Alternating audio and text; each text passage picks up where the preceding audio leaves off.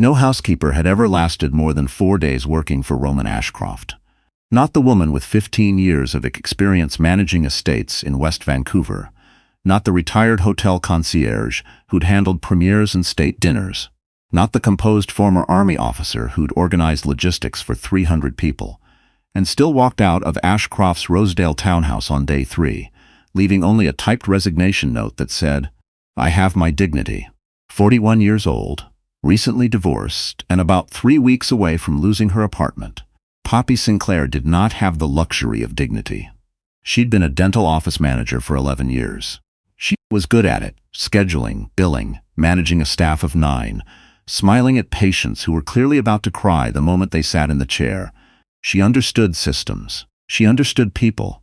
What she had not understood, until the practice sold, and the new owners brought in their own team, was how completely her entire professional identity had been tied to one building on St. Clair Avenue. The employment agency had been straightforward about the Ashcroft position. "He's particular," the woman at the desk said, with the careful tone of someone who had sent 6 people into a situation and watched all 6 come back. "How particular?" "He runs his household like a pharmaceutical trial. Everything logged, everything timed. He has a document. He calls it the House Protocol. 47 pages. Poppy had laughed. The woman at the desk had not. The 47-page House Protocol arrived by email at 9:14 p.m. the night before her start date. She read it twice. It covered everything from the exact temperature at which his coffee should be served, 67 degrees Celsius, not 66, not 68, to the precise way his dress shirts should be hung. 2 centimeters between hangers, no exceptions, to a footnote on page 31 that read, "Do not hum." Under any circumstances, she told herself she could do this. She had managed 11 years of dental emergencies, insurance disputes, and a periodontist with a God complex. She could manage 47 pages. What the 47 pages had not covered was Roman Ashcroft himself. He was 38 years old and ran one of the most quietly influential private equity firms in the country. The kind of firm whose name you'd only recognize if you paid close attention to the footnotes of acquisition announcements. He had a face that looked like it had been designed to be impressive in a boardroom and insufferable everywhere else. Sharp jaw, dark eyes that clocked everything in a room with the unhurried patience of someone who had never once needed to hurry, and a voice that was, somehow, both perfectly modulated and faintly contemptuous at all times. He'd said exactly 9 words to her on the first day. The coffee was 65 degrees. Read the protocol. She had reread page 1. She had adjusted the thermometer. She had not said anything. The second day went better, until it didn't. The incident with the fountain pen was not, she would later maintain, entirely her fault. The pen had been on the edge of his desk. She'd been placing a document beside it. The pen rolled. She reached for it.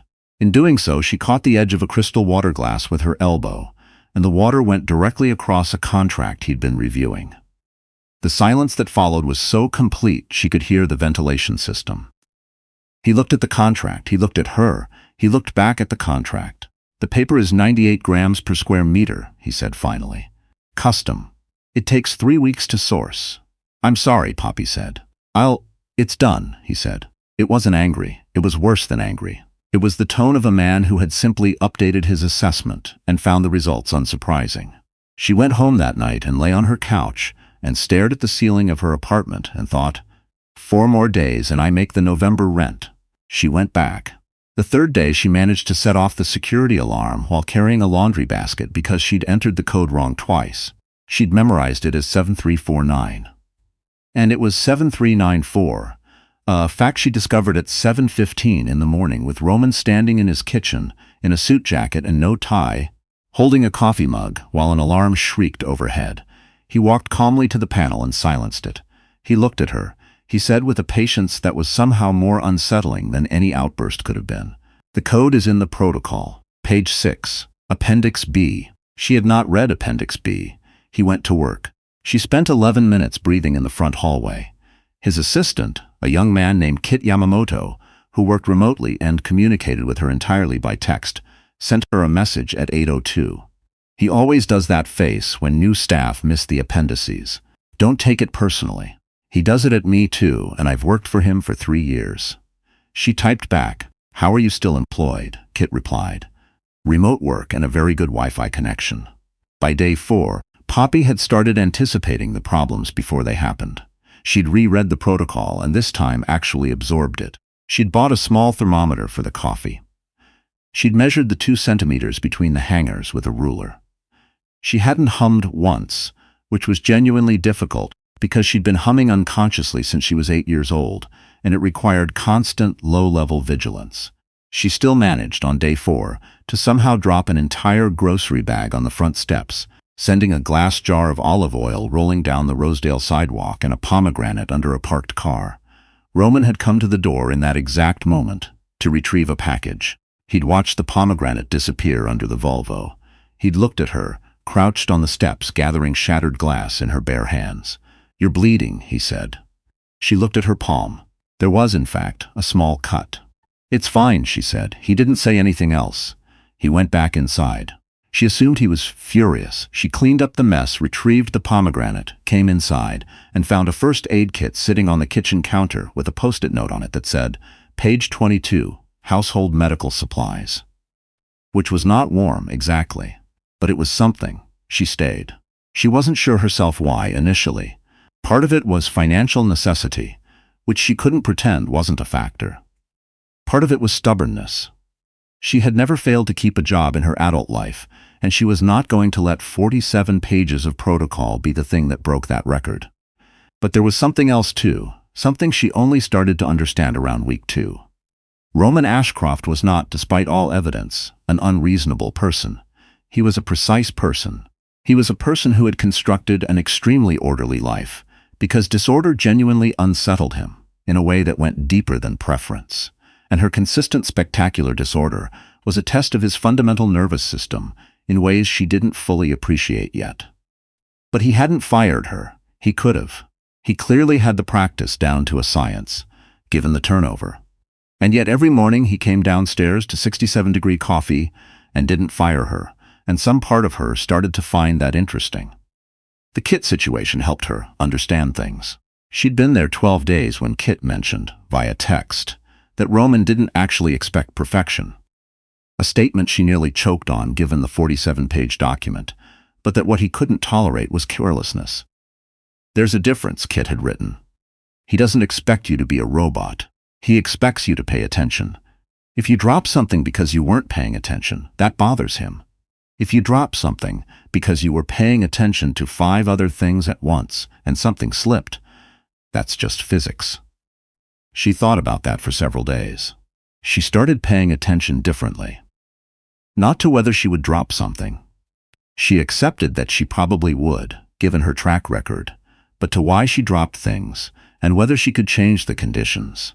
She started moving through the house more slowly. She stopped trying to carry everything in one trip. She put the glass jar down before she reached for the mail. She dropped fewer things.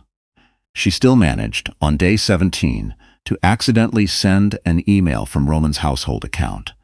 She'd been handling his grocery delivery confirmations as instructed, to 34 members of his professional contacts list. The email was a Whole Foods order summary that included, among other items, lactase tablets, a deeply personal quantity of chamomile tea, and one bath pillow in blush rose. She discovered this error approximately 90 seconds after it happened, which was not enough time to do anything useful. She walked to his office door. "There's been an incident," she said. He looked up from his desk. She told him. She watched his face perform a sequence of adjustments she wouldn't have been able to read 2 weeks ago, but was starting to understand. The slight tightening around his eyes that meant processing, the brief stillness that meant assessing, and then something she hadn't seen before, a short exhale through his nose that was unmistakably the suppressed beginning of a laugh. He didn't laugh. He pressed his lips together. He looked at his computer. "Recall the email," he said. "I tried. Gmail doesn't actually recall. I know." Another pause. "Leave it," she stood there. "I'm sorry. If you want me to send a follow-up explaining." "Absolutely not," he said, and there was a faint, dry quality to his voice that she recognized from 11 years of dental work, as the tone a person uses when they've decided the only dignified response to a humiliating situation is to pretend it didn't happen. That will make it worse. She nodded. She left. From the hallway, quiet as she could, she pressed both hands over her mouth and did not make a sound for 30 seconds. Kit texted her at 4:15. "Did you just email his entire professional network his bath pillow?" She did not reply for several minutes. She wrote back. It was blush rose. There was a long pause. Then, "I'm crying at my desk. This is the best day of my 3 years working here." The email incident seemed to shift something in the household's atmospheric pressure, though she couldn't quite name how. He was no less precise. He still noted, with the consistency of a metronome, when the coffee temperature was off, or when something wasn't where it should be. But there was a quality to it now that was less like verdict and more like conversation. And he started, in the small, oblique way of someone who doesn't quite know how to do it casually. Talking to her. Not much. A sentence at a time, usually in the mornings, usually while he was reviewing something on his phone and she was in the kitchen. He mentioned once that he'd grown up in a house where nothing was ever in the right place. He said it the way people say things they've thought about for a long time, but haven't said, out loud, carefully, and then quickly as if they'd like to move past it before it can be examined. She didn't push. She filed it away. She learned that he had a sister in Montreal who called him every Sunday evening, and that he always took the call in his study. She learned that he read physical books, actual paper books, and that he had a habit of dog-earing pages he wanted to return to, which seemed wildly inconsistent with everything else about him. She learned that the chamomile tea was not for him. It was for the bath pillow situation, which was also not for him, but she didn't ask about that either. She was not supposed to be curious about him. This was a job. She had bills. She was aware that she found him interesting in a way that was probably not professionally advisable. She found him interesting anyway. The situation with Gareth Faulkner she did not see coming. Gareth Faulkner was a name she'd heard exactly once from Kit, in the context of, "If that name ever comes up in connection with anything involving Roman, text me immediately." She hadn't asked for more context. She'd logged it and moved on. Gareth Faulkner arrived at the townhouse on a Wednesday afternoon, in a car she didn't recognize, let himself through the front gate with a code he apparently had, and knocked on the door before she'd processed any of this. He was somewhere in his mid-50s, well-dressed, with the easy confidence of someone who'd never had to think about whether he was allowed to be in a room. "I'm here to see Roman," he said. "He's not in," she said, which was true. Roman was at a meeting downtown that Kit had scheduled for 4 hours. Gareth Faulkner smiled. It was the smile of someone who is accustomed to staff being incorrect.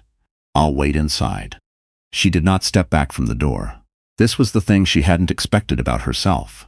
When it actually mattered, when it was not a grocery bag, or a security code or an email recall situation, she didn't fumble. She stood in the doorway and looked at this man, who had the gate code and the confidence, and the kind of smile that assumed compliance, and something in her just went no. "I'm sorry," she said, with the voice she'd used for 11 years, on patients who had not been billed yet and thought the rules didn't apply to them. "Roman is out, and I'm not authorized to allow guests in his absence. If you'd like to reach him directly." "I'm an old colleague," Gareth Faulkner said. The smile hadn't moved. "He'll want to know I stopped by. Then I'll let him know," she said. "And he can reach you." The smile finally shifted, just slightly. He looked at her for a moment, with an expression that recalibrated her from staff to obstacle, and then, apparently deciding this was not worth his time, produced a business card, handed it to her, and left. She closed the door. She held the business card. She texted Kit. His reply came back in 45 seconds, which meant he'd been near his phone. "Do not let that man in Roman's house. Ever. For any reason, including if he has documentation. Including if Roman is home and says it's fine. Text me and ask first." She had a lot of questions. She sent the most important one. That already happened. Kit called her. The first time in 3 weeks he'd called rather than texted. He was calm in the way of someone who is performing calm, and he explained, in careful terms, that Gareth Faulkner was the person who had been involved in something that had gone significantly wrong in Roman's professional history 4 years ago. The specifics of which Kit didn't detail and she didn't need, and that Roman did not know Faulkner had his home address, and that this information would need to be given to Roman carefully. She asked, "How carefully?" Kit said, "In person. Not by text, and maybe not while he's still in the car." She waited. She made coffee at 67 degrees, and she sat at the kitchen island, and she waited. And when Roman came home at 6:43, she was standing in the hallway, which she was not normally, and he registered this immediately because he registered everything. He stopped just inside the door. "What happened?" he said. It was not a question. She told him, all of it clearly in sequence. The car, the gate code, the conversation at the door, the business card, the text to Kit. She handed him the business card. She watched his face do that stillness thing, but this time the stillness was different, deeper, the kind that was holding something back. "He had the gate code," Roman said. "Yes." A pause. "You didn't let him in?" "No." He looked at the business card for a long moment. Then he set it on the hallway table with the same deliberateness he used for everything, and he said quietly, "Thank you." It wasn't an extravagant expression of gratitude. It was 2 words, said by a man who did not say things unless he meant them, and she felt them land somewhere in her chest with a weight she hadn't expected. She said, "The coffee's probably still warm," because she didn't know what else to say. He looked at her. For the first time in 31 days of working in his house, Roman Ashcroft looked at her the way a person looks at another person. Not at an employee, not at a disruption, not at a source of chaos to be managed. And something behind his eyes shifted in a way that was, for a precise and controlled man, remarkably unguarded. He said, 67 degrees? 67 exactly, she said. I double-checked. He almost smiled. It was the smallest possible version of a smile, barely a movement at the corners of his mouth. But she'd spent 31 days learning to read him, and she was certain, absolutely certain. He went to the kitchen. She didn't follow immediately. She stood in the hallway and looked at the ceiling and breathed. From the kitchen she heard him say, in the same precise, uninfected voice he used for everything, "The bath pillow is for my mother. She has arthritis." She pressed her palm flat against the hallway wall. "I figured," she said, when she could speak normally. A pause. "You did not figure," he said. "You were curious and you didn't ask." "That's also accurate," she said. She heard what might have been, from a different man, a laugh. From Roman it was a short exhale, the same one she'd heard after the email incident. But this time he didn't suppress it in time, and it became, very briefly, barely a second, a real sound. Low and quiet and completely undefended. She walked into the kitchen. He was standing at the counter with his back to her, looking at the city through his kitchen window. She went to the other side of the island and stood there. Neither of them said anything for a while. "My mother calls Sunday evenings," he said finally. "I know. She also has strong opinions about chamomile tea. She says it helps with inflammation." He paused. "I find that scientifically dubious. And yet you buy it." He turned around. He was looking at her with an expression she didn't have a word for. Not quite anything she'd catalogued in 31 days of careful observation. There was something there that was careful, but not in the way he was usually careful. More like someone handling something they're not sure is fragile. "I've had 6 housekeepers in 3 years, he said. "I know. Kit told me." "You're the only one who read past Appendix A." "I read all the appendices," she said. "I was terrified." "You were methodical," he said. "There's a difference." She remembered Kit saying almost exactly that to her about attention and carelessness. She wondered if Roman had said it to Kit first, and whether Kit had repeated it to her deliberately. She thought, probably yes. "I still drop things," she said. "Yes," he agreed. "I'm going to keep dropping things." "I know," he said. He said it like a man who has run a calculation and arrived at a number he is, after some consideration, comfortable with. "That's not actually the issue." She leaned against the counter. Outside, the light over Rosedale was going golden. That particular late October light that turned everything in Toronto slightly unreal for about 20 minutes before the dark came in. "What is the issue?" she asked. He was quiet for long enough that she thought he wasn't going to answer. Then, "I had a system," he said. "I had a very precise system that worked because everyone in it was predictable." "You are not predictable. That's a generous way to say chaotic." "It's not what I mean." He paused again. "Predictable systems are stable. They're also static. You're..." Another pause. Longer. "You adapt." "I hadn't." He stopped himself. She waited. "I hadn't accounted for someone who adapts," he said, as if completing a sentence he'd started several weeks ago.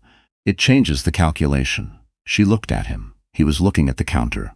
There was, in the angle of his shoulders, something she recognized from the dental office, the posture of a person who has just said something they can't unsay and aren't entirely sure they regret it. She said, "Roman." He looked up. "The email was a mistake," she said. "The alarm was a mistake. The olive oil was a mistake. I'm going to make more mistakes because I'm working in an unfamiliar environment and I'm still calibrating, and I have been humming in my car every morning to compensate for not humming in your house for 6 weeks." He blinked. "But I read all 47 pages, she said. "And I learned the appendices, and I will stand in any doorway for any person as long as you need me to." He didn't say anything. "That's what I came here to tell you," she said, which was not, strictly speaking, true, but was true enough. Roman looked at her for a long time. Outside, the gold light was fading, going blue. She could hear the kettle she'd set, automatic 67 degrees, click off in the background. "My mother," he said slowly, "has been asking me for 2 months why I sound different on Sunday calls." She waited. "I told her it was the new housekeeper." A pause. She asked if she was pretty. Poppy held very still. "I told her that wasn't relevant," Roman said. "And she said that meant yes." The kettle was quiet. The city outside was moving into evening. Somewhere down the street, a streetcar rang its bell on Mount Pleasant, that particular hollow sound that existed only in Toronto and only in November. And she'd lived here her whole life and never really noticed it until right now. "It's not relevant," she said. "No," he agreed. He was looking at the counter again. "But she's not wrong. She didn't move. He didn't move." The space between them was exactly the width of the kitchen island, and she was aware of it with a precision she usually reserved for thermometers and hanger spacing and Appendix B. "There would need to be new protocols," she said finally. He looked up. His expression was, for the first time since she'd met him, entirely unguarded. Not quite a smile. Not quite anything she had a name for yet. "I'll draft them," he said. "Keep them under 47 pages, she said. He looked at her for a moment, and then, fully for the first time without suppressing it, Roman Ashcroft laughed. It was a short sound, a little rusty, like something that hadn't been used recently enough, but it was completely real, and it filled the kitchen, and she felt it land somewhere she was probably going to be thinking about for a long time. "No promises," he said. She picked up the coffee she'd made. It was 67 degrees. She handed it to him across the island. He took it, and his hand was warm against hers for a second longer than the transfer required, and neither of them said anything about that at all, and the evening came in through the kitchen window over Rosedale, like it always did. And for the first time in a long time, she didn't feel like a person trying to hold everything together. She felt, quietly and completely, like someone exactly where they were supposed to be.